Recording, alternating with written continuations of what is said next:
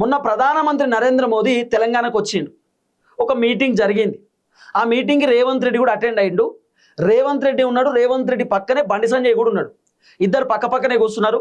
ప్రధానమంత్రి నరేంద్ర మోదీ సార్ మాట్లాడుతుండగా రేవంత్ రెడ్డిని చూసి ప్రధాని సార్ ఒక మాట చెప్పిండు.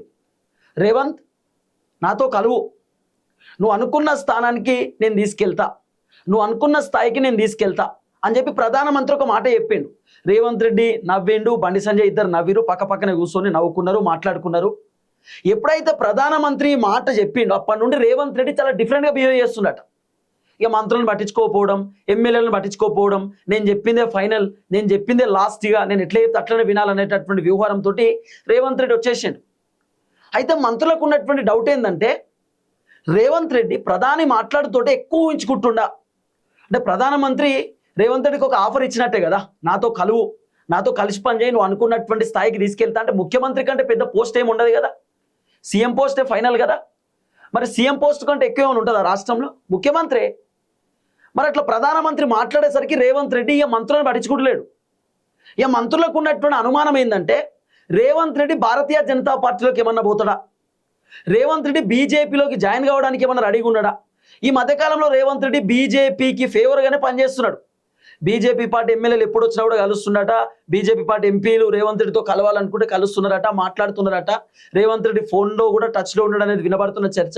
రేవంత్ రెడ్డి ఎప్పుడైనా ఢిల్లీకి పోతే సీఎం రమేష్ ఇంటికి పోయి భోజనం చేయడం, కేంద్ర మంత్రులతో కలవడం, భారతీయ జనతా పార్టీ ఎంపీలతో మాట్లాడడం, రెగ్యులర్గా చంద్రబాబుతో టచ్లో ఉండడం, ఇవన్నీ కూడా నడుస్తున్నాయట.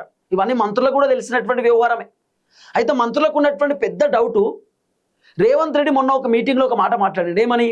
2034 దాకా నేను ముఖ్యమంత్రి అయితా, 2034 తర్వాత మళ్ళీ కాంగ్రెస్ అధికారంలోకి వస్తే నాకు ముఖ్యమంత్రి కుర్చీలో కూర్చోమన్నా నేను కూర్చోను, నేను జాతీయ రాజకీయాలకు పోతా, నేను కేంద్రంలో రాజకీయం చేస్తా, నేను దేశంలో రాజకీయం చేస్తా అని చెప్పి రేవంత్ రెడ్డి చెప్పిన మాట ఇక్కడ మంత్రులకు రేవంత్ రెడ్డి దొరికిపోయింది.